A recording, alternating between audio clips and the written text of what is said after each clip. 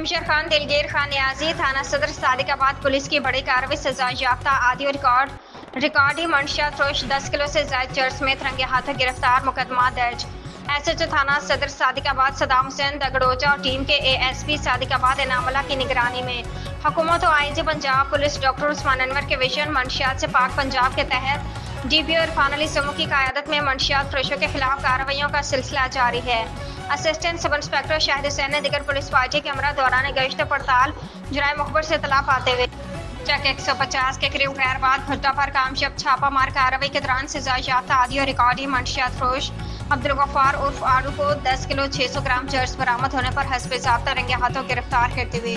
इसके खिलाफ मुकदमा दर्ज कर लिया। अवामी समाजी हलकों की जानिब से मंशियात फरोश की गिरफ्तारी पर इजहार इत्मीनान का इजहार किया जा रहा है।